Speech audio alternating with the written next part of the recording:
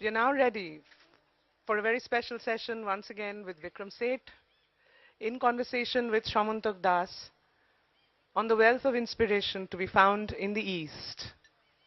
Go East, young reader. We all know Vikram Seth, the creator of a text which has given great joy to Amrutanjan because of the sprained wrists that have resulted, and as a poet. But what not all of us know is that he started his career as an economist, though he didn't actually complete his degree at Stanford, and spent several years in China, in the villages of China before liberalization, between the Mao and the Deng Xiaoping periods. He's learned Chinese, so he has a much greater first-hand experience of the East than most of us do.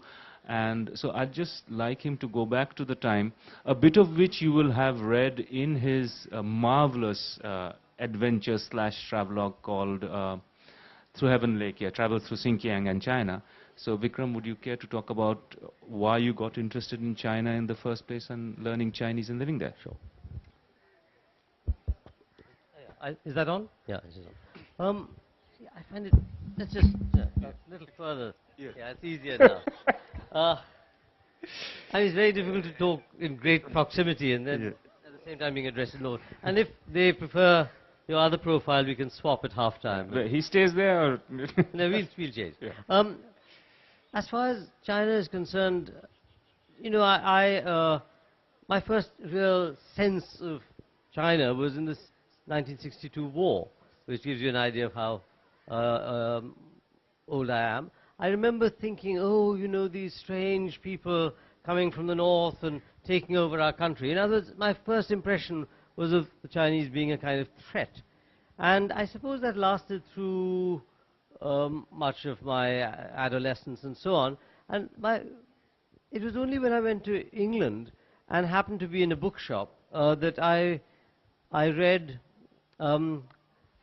I picked a book up off the shelf. It was the poems of Wang Wei, the translations of this 8th century Chinese poet, a nature poet. He also wrote a lot about friendship. He was a great painter and a great calligrapher as well. Though sadly, none of his paintings and calligraphy survive. His poems, of course, do and have been translated. But I was very moved by these poems. I think of nothing like them in English literature or Hindi literature. And although they're nature poets, of course, we've got plenty of descriptions of nature in both Sanskrit and Hindi classics. And of course, in European literature, you can think of people like Wordsworth. But this was in a completely different mode. And I remember thinking to myself, if I'm so affected by these poems in translation, then I wonder what it would be like in the original. And many years later, in fact, after I had learned Chinese, I looked over the book of translations that had inspired me. And I thought to myself, I wonder if I could. I was less impressed by them then than after I'd read the poems, and I decided to translate them myself. Yeah. And your first book, which was in fact published from Kolkata, called Mappings, has translations of 2 or 3 Chinese poems? It is translation of one Chinese poem. One it's Thoughts While Traveling at Night, not by Wang Wei, but by his contemporary Du Fu. Whom you've translated subsequently in 3 Chinese poets and elsewhere. Yeah. Du Fu. Du Fu, Li Bai, and Wang Wei were 3 contemporary poets in the 8th century, and they have a very different take on the world. Whereas Du Fu could be considered a sort of Confucian sage who thought that serving the state as a civil servant was the best thing he could do in life, and it was largely because he didn't advance in his career, luckily. Rather like Chaucer, that we got the Canterbury Tales from Chaucer, and we got many of Du Fu's wonderful poems. Chaucer was also a bureaucrat, as you know. But Li Bai was one of these crazy kind of standard poets who roams around with flashing eyes and drinking a lot of wine. So he can be seen as a kind of Taoist sage, and or Taoist immortal. And then Wang Wei is seen as more Buddhistic in his attitude to life. So there's this quite standard Chinese trichotomy between the Taoists, the Buddhists, and the Confucian. Yeah. And they all lived between, say, 700 and 770. 701 and 702 were the years of Wang Wei's and Li Bai's birth, and Du Fu was about 10 years later. And Du Fu died in 770. But can I drag you Sure. 1300 years and Unwillingly, but yes. yes, and actually get you to talk about your economist self, as it were, because I think one of the most striking passages that you have in Heaven Lake, well, not just a striking passage, in several places he talks about, and remember this is the early 80s, he talks about how you've got two very large countries with large populations, great deal of poverty, and you say that, well, the Chinese have actually handled it better, and you're talking about traveling through one of the poorest regions of Tibet, and you say what struck you at that point is that there was no malnutrition, there were no children starving on the streets, everybody was more or less clothed and warm and so on and so forth. So I want your take, as not as a poet, not as somebody who's translating 8th century poetry, but as someone who's living in the here and now, to talk about your experiences of China and also why you've never been back after a certain time. Well, I'll start with the last bit. I never went back to China after the incident of Tiananmen, where crowds of peaceful protesters were mowed down, and yet I would say that it was in the aftermath of that event that I decided to translate these poets, because the time they lived in, China was undergoing a great civil war with a lot of death and a lot of destruction. One of Du Fu's sons died through starvation and separation. So it was, in a sense, consoling to know that in times of great sorrow and tragedy and suffering, these poems, which were written then, would also be able to comfort and console Chinese people living through difficult times now. And given the nature of the script, the Chinese script, these poems can still be read, whereas for us it might be quite difficult to read, say, even the poems, I don't know, of Surdas or of not Shakespeare, but say Chaucer. For the Chinese, because of the nature of the script, it continues to be readable, even if the pronunciation has changed. And indeed, some of the rhymes, although they've changed, have remained rhymes, because they've changed in parallel. But to address the question of how, as I traveled hitchhiking through Tibet, the permission for which I actually only got because I sang an Indian film song, Avara, which movie is very popular, or was very popular in China, one of only 4 Indian movies that was shown again and again. As I was traveling through Tibet and other parts of China, I did notice poverty, but I didn't notice the kind of immiseration that we had in India at that time. And I made generalizations, perhaps only partly as an economist, but just as a general traveler and as a citizen of my country, going through less visited parts of another country. I would say, though, that I did correct some aspects of this later, because at that time, I was an economist and a demographer, and I was doing research in the Chinese villages. And some of the troubling stuff that I noticed was the excess number of deaths over a certain particular period that had happened in China, from say 1959 to 1962 or so. And of course, this was just on the basis of some village data, a few villages. But when the later census in China, the first in 30 years, was published, it became very clear that there had been absolutely terrible famines in China during those years. Famines which were exacerbated by... Sorry, I thought... If at any point you can't hear me at the back, please shout, okay? Because it may be that inadvertently I've turned something off. These terrible famines had been exacerbated by official policy and by official lack of information.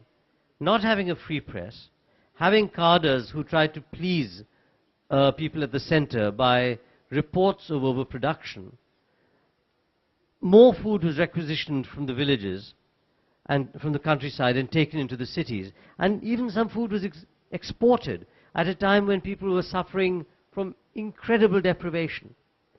And the news was simply not getting out. It wasn't even getting out to the higher party, the middle-ranking party leaders, because everyone thought that they would lose their prerogatives as a sub-official if they reported underproduction. Now this led to the death of between, if you can get your heads around this, 15 to 30 million people. So perhaps my first description needed to be adjusted, and in fact in a preface that I wrote to a later edition of From Heaven Lake, around the time of Tiananmen, in fact, I do mention this fact. But in the early 80s, we simply didn't know it. So there are good things, obviously, that China has done, and I'd say also, particularly in the question of health, for example. Education. Health, education, I would say simply in terms of longevity. But there are very serious problems, one of which, of course, is the environmental pollution, freedom of speech, and, of course, worst of all, but this won't happen in China now, I don't think, this terrible business of the famine that happened then. Right. Now, of course, the news will get out simply by social media, if nothing else. Right, right. But if I can sort of try and come back to literature. You took me away from literature. I'll take you out and bring you back in, playing you like a fish on a line. But so, which when you say look east, there's not just the spatial component of looking east, but which time do you think one should look at? Contemporary things that are happening, because China has an enormous cultural influence which is growing day by day. I mean, half the stuff that we use is Chinese, the markets which have been blanked by Chinese stuff on the one hand. But that doesn't mean a cultural influence. Right. That means it's got a huge economic influence. But you can't separate the two, can you really? I mean... Yes and no, actually. Okay. Because it seems to me that though the Chinese are a very nationalistic people, they are also desperately keen to prove their modernity in Western terms, for example. Right. So, and one can also say you can't separate economics from politics. The Chinese seem to have managed to some extent to do that. Right. Enrichez-vous, but don't upset the balance of power. We've got the monopoly of power, the Communist Party of China has. Also in terms of law, there are more executions in China than in, I'd say, the rest of the world put together annually. On the other hand, you can say that in certain respects, for example, the decriminalization of homosexuality, China and Russia are far ahead of us. Right. We've just gone the other way around. So it's a mixed bag. It's a mixed bag. I mean, basically, law, politics, economics, freedom of speech. One cannot really say, oh, well, India's doing better or China's doing better. China might have a faster growth rate now, but they're building up a terrible amount of pollution as well. And one doesn't know about this business of large dams. And of course, exactly, there you can just brutally tell people, get out. Protests simply won't be put up with. Right. No, but I was saying, which China? So your 8th century China, is that what you're asking us to look at? I'm not asking anyone to look at anything. Basically, it's not compulsory to look at China or to look at anything. I blundered or stumbled into it, and I did it out of curiosity and pleasure in the first instance. And only later did I feel that I'd learned a lot. And so what did you learn? Well, I think basically many aspects of how individuality and humanity and art and literature can coexist with a brutal and repressive system, at least in the gaps, and how people try to struggle and make their lives with their families somehow the center of their world, while realizing that, serving the state or whatever it is a very dangerous a powerful occupation. That is why, for example, I would say that the Great Cultural Revolution was such a terrible business, because there, the Chinese being very family-oriented people, their children were forced to denounce their parents, husbands were forced to denounce their wives, suicides were rife. It was a bitter and a cruel time. And I don't really know. I mean, it for them was a time that most people look back on with horror. Horror, absolute horror, yeah. But something I've always wondered, because I think of you as one of the great formalists, because you pay such great attention to form. And you worked across a wide range of genres. I mean, there's poetry, there's translations of poetry, there's the novel in verse, there's the novel story for children, and in every single instance, your libretti and the Revered Earth, in every single instance, what has struck me is the fact that you have been very true to the form. You've chosen a form, you've worked around it, you've never, and that's one of the reasons why I love your poetry, all you who sleep tonight, and so that wonderfully structured stuff. Was this in any way influenced by the Chinese, one might almost say, obsession with formal perfection, or? Could be. I mean, my general point about form is this, that form without content or feeling is pointless. But, so really, I mean, I feel as a poet, I'm an emotional poet, basically. But I still feel, I mean, I definitely feel, that to just write something without structuring it neither satisfies me nor necessarily would mean much to anyone else. Aspects of meter and rhyme and other figures of speech do find a prominent place in my poetry, as in much of the poetry I admire. Now, that doesn't mean that I don't like someone like Whitman or many other poets who write in a much freer mode. It's just that it's not necessarily my particular style. Now, as to whether that came from my Chinese contact with Chinese literature, I would say not in the first instance, because I'd already been writing poetry before I went to China, and long before I went to China. But there were aspects of Chinese poetry which helped me concentrate a little more on it. I'll give you one example. All these three poets whom I've talked about, Wang Wei, Du Fu, and Li Bai, they wrote in a certain specific form, as common, in fact, more prevalent in China than, say, the sonnet form was in Western literature. It was an eight-line poem, eight-line form, where the second, fourth, sixth, and eighth lines rhyme. There are either 5 or 7 syllables in the entire poem. And there's a kind of grammatic parallelism between the third and fourth line, and again between the fifth and the sixth line. And then, in addition to that, they have a very complicated structure of tones. Now, you would think this is an impossible straitjacket. And yet, some of the most moving, I would say immortal poems in the Chinese language have been written in this form. And so I would say that taught me something about sort of not dancing in chains so much, but at least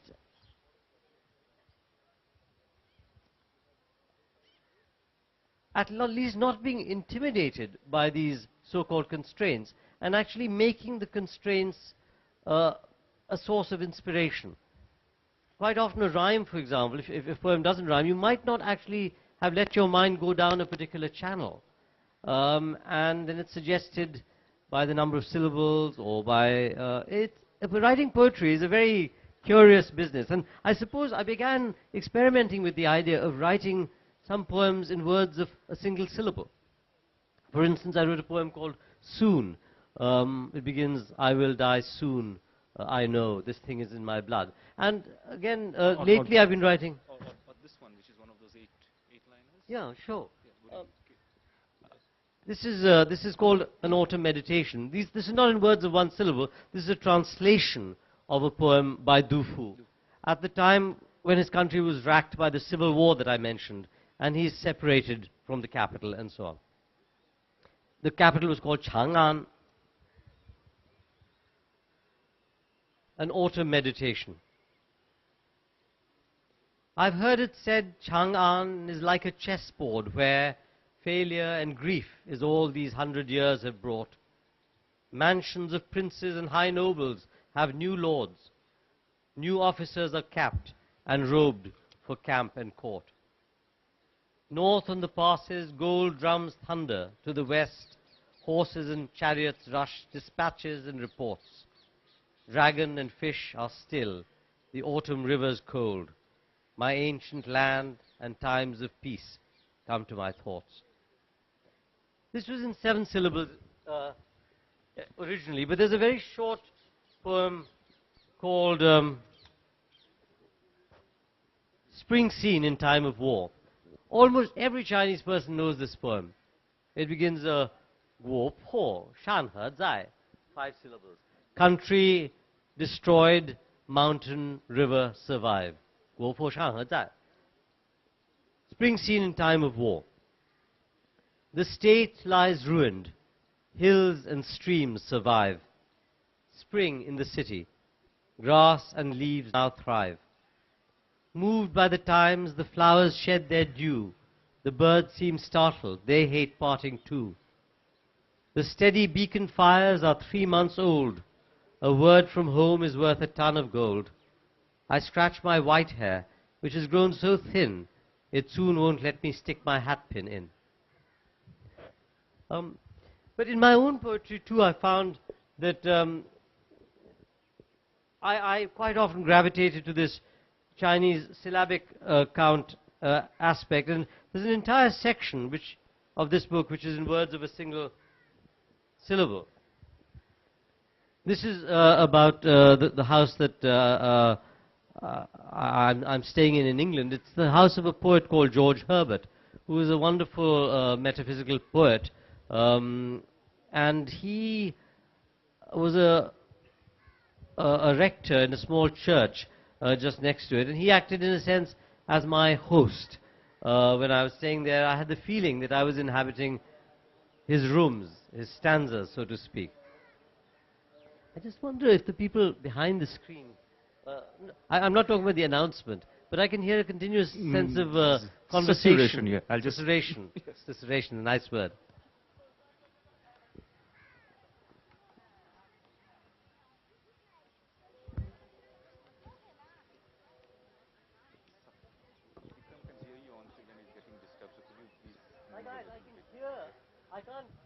I can't speak because I'm hearing talk going on. I'm sorry, it's not distracting to you because you can hear me, but it's continuously in the background that's why you might have seen me looking a bit abstracted from time to time. Anyway. Host. So this is in a sense to George Herbert, but because it's all in words of single syllable, in a sense it's also a tribute to the 3 Chinese masters whom I talked about earlier. Host. I heard it was for sale and thought I'd go to see the old house where he lived 3 years and died. How could I know its stones, its trees, its air, the stream, the small church? The dark rain would say, "You've come, you've seen, now stay." A guest, I asked? Yes, as you are on earth. The means will come, don't fear. What of the risk? Our lives are that from birth. His ghost, his soul is here. He'll change my style. Well, but you could do worse than rent his rooms of verse. Joy came and grief, love came and loss, 3 years, tiles down, moles up, drought, flood. Though far in time and faith I share his tears, his hearth, his ground, his mud, yet my host stands just out of mind and sight, that I may sit and write.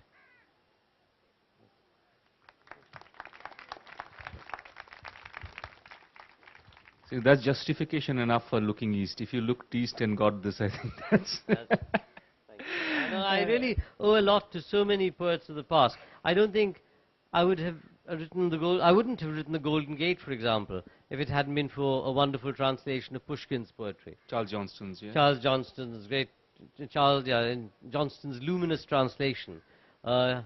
Eugene Onegin, like champagne, its effervescence stirs my brain. And it's very nice to be able to thank him in the course of writing the poem. In fact, I did send Charles Johnston my book, not when it was published, but before it had been published. And he was very old at the time, and his wife had died recently, and he was he was a man beset by sorrow, and he really appreciated the fact that that the book was going to come out, and that it acknowledged him so fulsomely. But the sad thing was that when the book did come out, and almost every review of The Golden Gate mentioned Charles Johnston's excellent translation, by then he had died. And so that's the way it was. But the great thing about the past and poets beyond English literature, which we're mainly taught about, is that it's open as long as you can get a good translation and as long as you have the time and curiosity to go there. But quite apart from going east and west or north, young man, we don't even seem to go south. Exactly. In others, to our own heritage in many ways. For example, I think, Samantak, you were saying to me that South Indian literature basically didn't exist for me until until well into my 20s or something like that. What happened then, and what? Then I heard, I read some Ramanujan. You read Ramanujan? I read Ramanujan, and then I tried to access this. But that also brought me up against the problem, which is that of translation. Yes. If we had to go east or west or north or south or whatever. Yeah. And I ask you this because you're a practicing translator yourself, and how trustworthy are the translations that we have, let's say, of Chinese texts or Japanese texts or Indonesian texts? I mean, can we take them on in good faith? Because with South India, I mean, there are large overlaps, cultural overlaps. You can understand things, Yes. you can guess at things, but very often one is confronted with this enigma. True, and some people try to make it even more enigmatic because they think, oh well, if you can cloak it in mist and mystery, then somehow it'll become more attractive. This idea of orientalization, but even further east, so to speak. I suppose what one could do is hope that you have 2 or 3 different translations of the same text, and then you can sort of triangulate inwards into what it might be. Which is what you did with the Johnston translation of Onegin, didn't it? You looked at another translation that's and true. realized that it wasn't. Yeah, exactly. There were 2 translations in the Stanford bookstore, and both of them maintained Johnston's or Pushkin's rather tight stanzaic form, the so-called Onegin sonnet or stanza. But one of them was so clearly more colloquial, more feeling, more skilled than the other. You stopped noticing that you were reading a translation. Right. After a while, you stopped noticing that you were reading a poem at all. You were reading for the story and what happened to Tatyana and what happened to Onegin. Yeah. And it is a book which has a great deal of charm and a great deal of laughter and a great deal of sadness as well. And I think there again, I think I learned from Pushkin that it's possible to move quite quickly between different registers without there being a perceptible hiatus. Right. Let me try and sort of bring you back to form and another kind of form, which is the calligraphic form, because you've studied not just Chinese calligraphy but also Persian or Not Persian, Arabic. Arabic because the calligraphy. script that I studied was not Nastaliq, Acha. which of course we use here, Yeah. but Thuluth, or Thuluth Okay, as we yeah. call it, which is quite often used for the ayats of the Quran. Yeah. Does that in turn discipline your writing? Because you're actually talking of a completely different form. Yes, indeed. I mean, actually, in Chinese calligraphy, for example, you don't use the pen or the qalam or whatever, an appropriate thing to say today, the qalam. But you use the brush. The brush has been used for writing, not just for painting, for writing, for thousands of years. And the fact that you use the same implement for art and for writing means that that the one seeps into the other in many regards. Now there are different, I mentioned 2 Arabic styles, but there are many different Chinese styles of writing as well, which I won't go into here. But quite apart from the different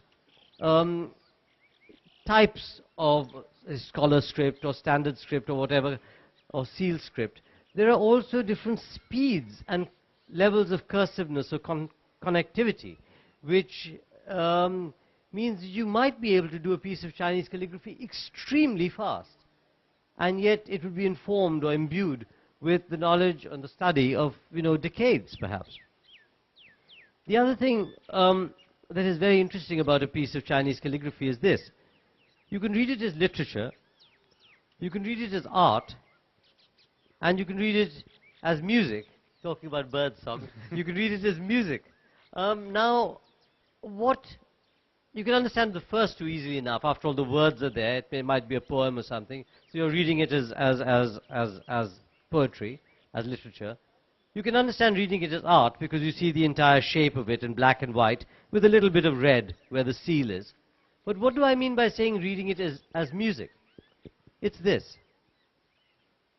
When you write in Chinese, every stroke is written in a certain order.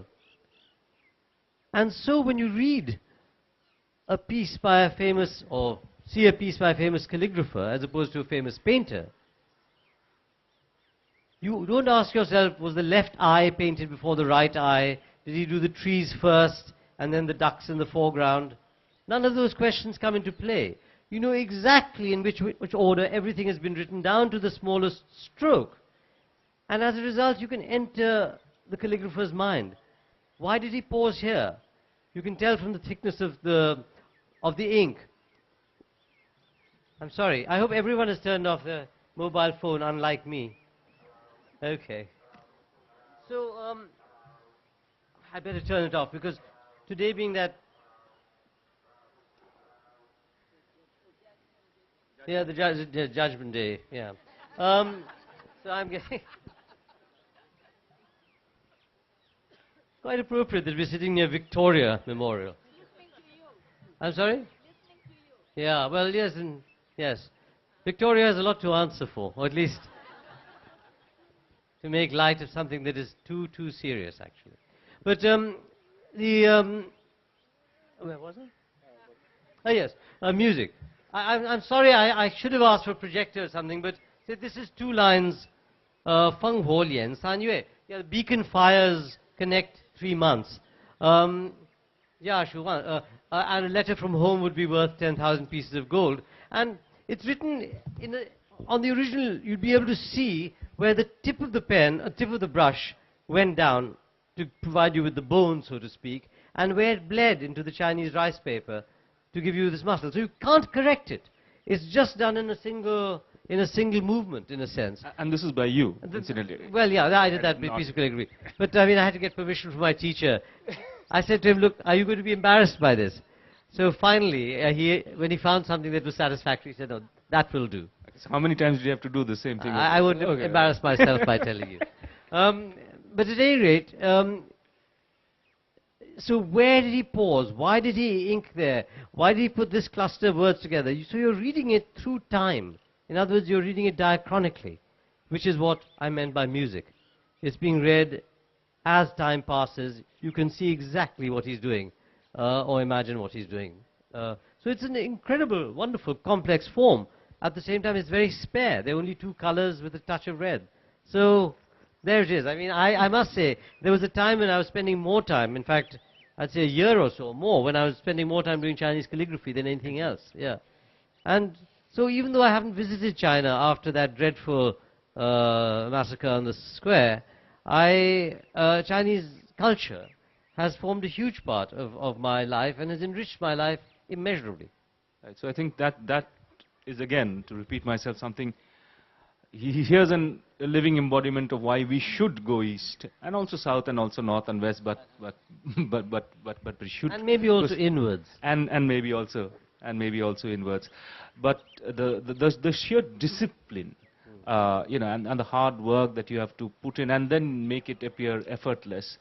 I was reminded of this because, to my mind, you're the first sort of, very well-known international figure, world citizen sort, Indian, who's been talking about going to China, looking to the east after Tagore, almost 100 years after him. In between, I cannot really think of people asking us to look to China, except for the Naxalites saying, go and read Mao's Red Book, which is trivial, in a sense. But why do you think this happened? Here's this huge civilization, right next door, with whom we've had encounters for millennia, and yet not much interest. Would you agree there hasn't been much interest? I can't recall any interest in my... No, I must say, before you ask this question, it must surprise you, but I hadn't given the subject much thought, because as to why. I mean, I know that the Chinese came to us, Xuanzang, Faxi, and to mention only, and Buddhism and so on. I suppose we have got something from the Chinese, the civil service, but indirectly. The Chinese had a civil service 2,000 years ago, really, through competitive examinations for more than 1,500 years. Yes. And Kolkata Chinese food, which is nothing like Chinese food. Calcutta Chinese telling me when we went to China, and we hated it then. I said, why did you hate it? They don't know how to cook. I see. Yeah, they don't cook Chinese food the way we like it. I see. Yeah. Well, but I don't really know. And actually, would you mind if I asked you why you think it is so? I have no idea. I mean, Tagore, of course, was, a contrarian in many ways. Correct. He was saying, everybody's looking west, you look east. Everybody's sending their son to England to become a lawyer. He sends his son off to America to become a farmer. And so on and so forth. And maybe there's a bit of that spirit in you as well. But I just find it very interesting that no Indian with this sort of, voice, I mean, who's going to be heard on an international stage, is asking us to look east. If it is now, if we are now looking east, it's with fear and fear and loathing. The Chinese are going to take us over, that kind of thing. I mean, as I said, the fear, loathing, and ignorance, I think, was stronger after the Sino-Indian conflict. 62 years. 62. I think, and particularly after the Hindi-Chinese Bye-Bye, we have a lot to answer for in that conflict, as well as they. And as I said, the 59 to 61 famine might have been one reason why they were looking for an external adventure, so to speak. But, I mean, if you actually read the correspondence, I mean, we were ridiculously complacent and also fairly arrogant.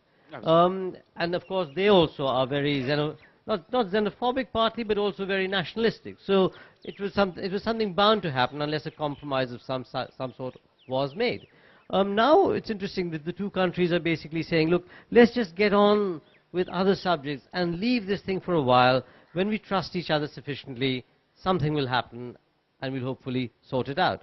But each of us is looking in a fairly realistic and beady-eyed manner at the other, militarily. Which you think is a good thing? Well, I think, you have to guard your borders, absolutely. So you're not a pacifist. I mean, you've written against, you haven't been to China after Tiananmen. You've written against the Iraq war, but would you call yourself a pacifist? Well, mowing down your citizenry is not a war. It's just brutality of the worst nature. Sorry. With the Iraq war, actually, funnily enough, I was in England at the time, and I actually protested. Now, I don't think that it's right necessarily to go to someone else's country and start telling them what their policies should be. But in this case, it was so clearly against even British interests, quite apart from the question. You mean the Iraq thing? Yeah, the Iraq war. Yeah. Sorry, did I say that? Oh, no, I may not have made that clear. It was so clear that I thought I would protest and speak out and also go on this kind of march through Hyde Park. There's no excuse for that war, I don't think. Basically, the country and America and so on were misled into that war. And it led to several 100,000 deaths. I'm talking about Iraqi deaths, quite apart from other deaths, So I think when I was writing,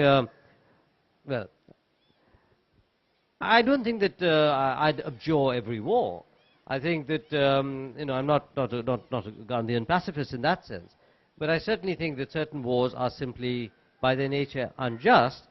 And as a result, the suffering that is invariably occasioned by war has to be seen as a form of culpable homicide. If you create a war when you know that people are going to die, and you create it in a spirit of adventurism. Yes. Okay, I think there are people in the audience. I know there are people in the audience who are dying to ask you questions. So maybe we can take a Absolutely. few questions from them And maybe should I just finish? I'll finish off with the Chinese beastly tale. Okay. Okay. So, at least I can see the audience, which is nice. During my previous session, unfortunately, it was dark, so I could just barely make people out. So, if once you get the mic, if you just stand up, that would be great. Please, please. Shall I ask my question now, or? Ask now. Oh, yeah, go ahead. Okay, no. This is actually tying up with what you had said 2 days ago when you're talking about Section 377. So I'd like to bring those two conversations, 2 days ago and today's. I'm talking particularly about Chinese queer literature, and I'm talking particularly about, say, the whole culture of the Tongxi comrade. Tongzhi. Tongzhi, right, thank you. And also about the tales of the cut sleeve, which is a big tradition of sort of male love in Chinese literature and in Chinese culture. Considering you've got such well-developed interests in Chinese literature and culture, have you ever considered sort of translating Tales of the Cut Sleeve into English, if it's possible? Actually, when I translate, I mean, I've sort of dragged into translation against my own muse, so to speak, who tells me, hey, you should go and write your own stuff. But the Duan Xiu, or the cut sleeve, comes from a story of an emperor who had, male concubines as well as female ones, and his favorite, or maybe that emperor only had male concubines, or friends, or whatever you'd call them, and the emperor had to perform his duties, but his friend was asleep on the rather large sleeves of the imperial cloak, and rather than wake him up, the emperor cut the sleeve so that he wouldn't disturb his sleeping friend, and then went to do his duties. So as a kind of euphemism, the Chinese have often said, rather than saying Tong Xing Lianai, rather than saying the same-sex attraction, they sometimes just say the cut sleeve, and people understand what they mean. Or Tongzhi, which means of the same mind or mentality or same intention, let's say. But yes, I mean, many Chinese emperors. Well, for example, even here, Ranjit Singh, for example, apart from his wife, he also had a number of male as well as female concubines. And so, this whole business of, and many, I mean, Frederick the Great of Germany, Alexander the Great, Julius Caesar, the idea that, that this thing is sort of restricted to some countries and is not found in other countries, it's a human thing. And God knows, I mean, it's going to continue to be a human thing regardless of what strictures come down from on high. or judgments from Supreme Courts. That was a way of saying it. So I would say, as far as translating it is concerned, I haven't. And on the whole, I tend to translate poetry more than prose. But I'm sure there are excellent translations. Where did you read this translation? You haven't read the translation. I'm sure there are some. There must be some in English. Yeah. Okay, sorry, you can't hear at the back. I'll just repeat. The gentleman said he's only read essays about them. But yeah, it is something that. Why didn't you learn Chinese, young man? I'm just kidding. No, it's not that. What I meant is in order to translate it. Fine. Well, thank you for tying the two together. It's a very, very interesting point indeed. This might just jog your memory a little bit. Sorry, where are you? Left. Oh, right. The lady in pink. This might jog your memory a little bit, Vikram, but I want to bring you back to what you'd said about home. And I think a lot of people might be interested, considering you're a global figure of great renown. You speak about you've come, you've seen, now stay, just now, and then a word from home is worth a ton of gold. Yes. Yes. As a global poet, way back in Singapore when you were visiting, I remember interviewing you and covering the wonderful libretto you'd written, Arian and the Dolphin. And you'd been asked a question about what you felt about home. And you gave, in your characteristic manner, you had said, home is not necessarily a place where they want you to stay. Oh, no, no, I'm sorry. I filched that from Robert Frost. Yes, I know. Robert Frost said, home is the place where if you have to go, they have to let you in. Yes, but... It's another... sorry, but I didn't mean to interrupt, but could we make a question, perhaps? Yes, the question to you is, so what does home mean to you? As a diasporic, or how do you see yourself? Well, the Chinese have a word for this. They call them Huaqiao, which is like overseas Chinese, and it's a very, very it's a disyllabic phrase. We have only, to some extent, lately realized, what you could call the Huayin, or the overseas Indian, as a kind of community, or all this Pravasi stuff that's happening. But the Chinese, for example, have this lovely poem which every Chinese person knows about, resting your head and looking up at the moon and looking down and thinking of home. I did write a poem once called Homeless, but at that time I didn't think I'd have any money to have a home of my own. And that poem perhaps will answer your question in a kind of way. I'm not sure I'll remember it right, and I expect anyone who has been forced to read me for school will correct me, but here it is. Homeless. I envy those who have a house of their own, who can say their feet rest on what is theirs alone, who do not live in sufferance, in strangers' shells, as my family has all my life, and as I probably will. A place on the earth, untenured, grass, brick, trees, air, to know I will never have to move, to review the seasons from one lair, when night comes, to lie down at peace, to know that I shall die where I have slept, that things will not revert to a stranger's hand, that those I love may keep what I have kept.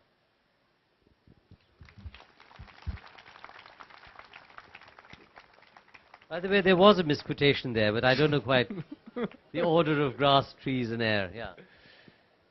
Should we just, I think, could someone stand with the mic right at the back as well? Otherwise, the people at the back will never get to answer questions. So this young gentleman...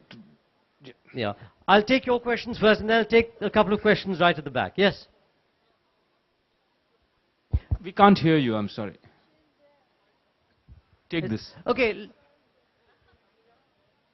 Yeah, we can share a mic, and then, yeah.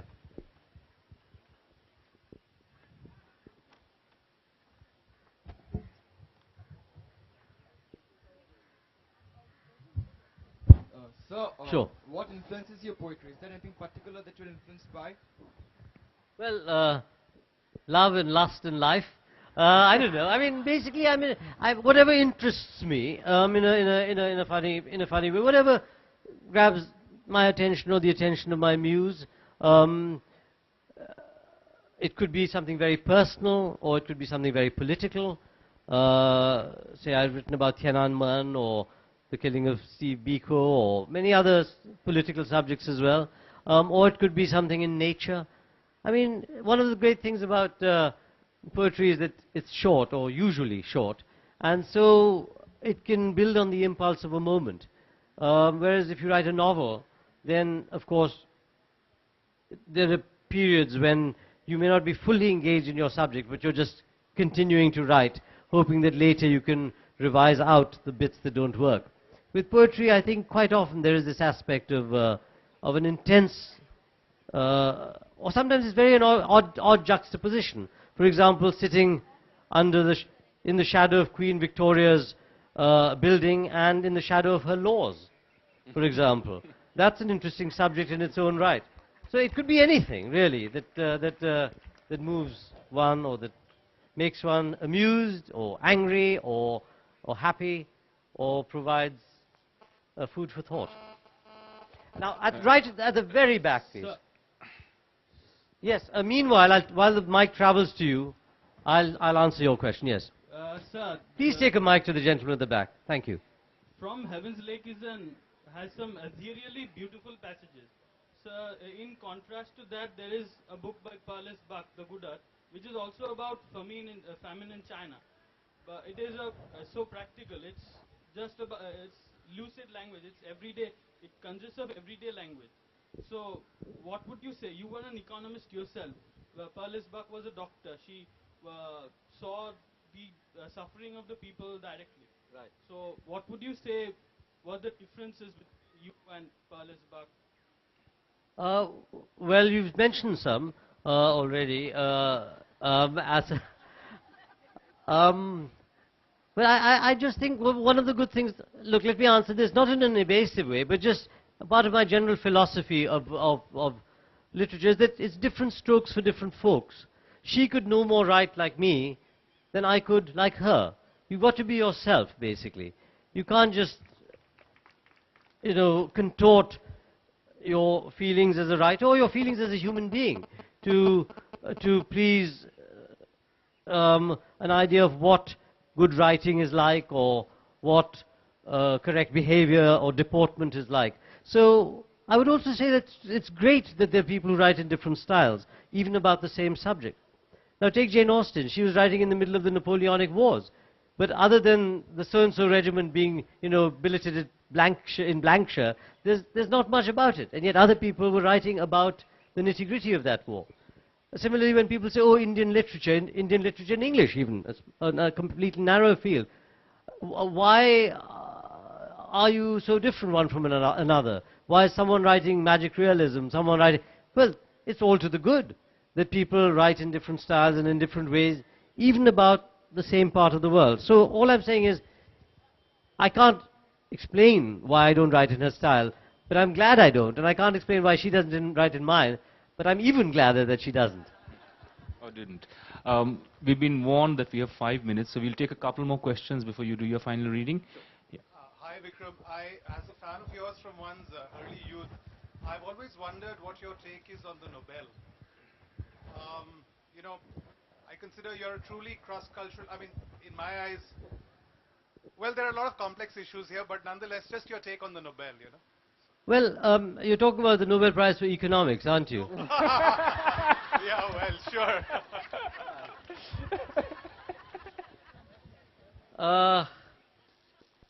Well, listen, eventually you've got to realize that many things in life are decided by committees, right? Or by groups of people who make decisions which can affect, in some cases, the lives of tens of millions of people, decided in a matter of half an hour. Or not very important subjects like who gets some prize or the other. The Nobel, I can understand. I mean, let's look at what's happened. Many good books and good writers haven't got it. Many good writers have got it. Many bad writers haven't got it, and many bad writers have got it. So, really, even the most noteworthy of prizes have to be taken for what they are. They are prizes. They're not anything more than that. And what really matters, let's put it this way, is not prizes, not even good reviews necessarily, not even sales of, however many thousands of copies you want to sell. After all, my poetry doesn't sell that many copies, and I love writing it as much as I like writing prose, in fact, in some ways even more. What really matters is this, that writing is a very private process, and reading is a very private process. And more than all of this stuff, in fact, more even than, I should say, without trying to sound, graceless or ungracious, more even than sort of meeting the author, etc., is this. Writing by yourself alone in a room, and some months later, or some years later, or even after you're dead, someone saying, look to her mother, look, Mama, please keep dinner for me. I know it's getting cold, but look, I'm reading this book. Don't disturb me. And one of the nicest compliments that was paid to me by a friend was this. I went in to call him out to do something, and he got really angry. He said, I'm reading. So I looked, and I saw that he was reading me. And I got rather cross, but then I thought, he couldn't have paid me a greater compliment. That's what matters more than prizes. You've been waiting for a while yet. last question, I think. Good afternoon, sir. It's a pleasure to be here today. It's nice to be addressed as sir by two people. Shar. Fine. Sir, I have one observation to make regarding the ending of... No, no, I'm sorry. Are you going to talk about a suitable boy? Yeah. No, I'm sorry. Please do not give the ending away. No, I won't absolutely no. So I've been wondering how do I tell you my observation. I can't say that in front of you. Quite so. So how do we deal with this problem? We don't. The answer is to you read the sequel. Of course, I've got to write it first. But sir, please, I must tell you this. I've been... Okay, do tell me, but please bear in mind the fact, A, that Lata, quite apart from her wedding in whom she married, if she married anyone at all, which we don't know, she's lived 60 years since then, and she's had a married life. Happy, unhappy, or whatever, we don't know, okay? So, do bear that in mind. Secondly, bear my feelings as a writer. And remember that I wrote the book, but I also wrote about people who have independent thoughts and minds of their own. So it wasn't entirely my decision. And thirdly, please bear in mind the audience, many of whom have not read the book. So do ask the question. I can derive inspiration from her in the next book. I'm facing Oh the dear. exact dilemma as Lata is. Yes. And I really draw inspiration from my character. Well, listen, I said earlier that you've got to be yourself. And Lata had to be herself, given whatever her experiences were, her thoughts were. But in your case, just don't go by fiction, okay? Do what you have to do. But then you should Be speak brave. to my father. Is your father He's in the not audience? there. You should talk to him. Well, when you come up to me, bringing your book perhaps, or even bringing a piece of paper, I'll write him a very severe note. I have everything with me. I have paper, I have a pen. You must write something for me, please. Right, that's the next half hour. Right, gone. I don't know how But, much weight my words will carry. But Now- I'll have to call this session to a close. I know, because someone is making furious signals from the sidelines. And so we'll have Vikram, Vikram, I should call you Vikram in Kolkata. Na? Amader Bikram. Amader Vikram, Porbe. ঠিক. And I was born in the Elgin nursing home at 1:52 in the afternoon.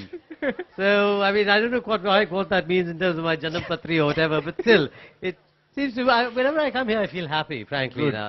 good, Yeah. good. আমাদের বিক্রমের শেষ কথা মানে for the moment. Yeah. Actually, talk about I should also mention that not only Katha, it's also Kavita. What happened was my mother was having, when she was pregnant, a friend of hers was reading Rabindranath Thakur's Sheshir Kavita. And the rather wimpy hero, Amit, she was so taken by him that she decided that if it was a girl, it would be Amita, and if it's a boy, it's Amit. So, in fact, in the Elgin Nursing Home birth certificate, my name is Amit Seth. And it was only my father's side of the family which vetoed it. So it's cut out in pencil, and Vikram is written because Vijay was the eldest son's first son. The second son's first son was Vinod. Vijay, and so they decided it had to begin with a V. Luckily, it wasn't Vinash or Vikrit. But anyway, let's see. It could have been, Vineet or something else. Luckily, it was Vikram. So there it is. Yeah. Look, this is The Rat and the Ox. Beastly Tales consists of 10 poems. 2 from the Panchtantra, so that's India. 2 from Chinese tales. 2 from Aesop's Fable, so that's Greece. 2 from tales from Ukraine, and then there are 2 I wrote myself, The Elephant and the Tragopan, based on a kind of northeastern Zuku Valley, Nagaland ecological event, and one based upon the idea of art and literature and music, The Frog and the Nightingale. So what I'll read is The Rat and the Ox, because the Chinese, as you know, have rat ears, tiger ears, dragon and so on. I, by the way, am a dragon, therefore very auspicious. The Rat and the Ox. And what it is, well, anyway. So the order of the zodiac matters very much. Who is top rat or top ox or whatever, top, yeah.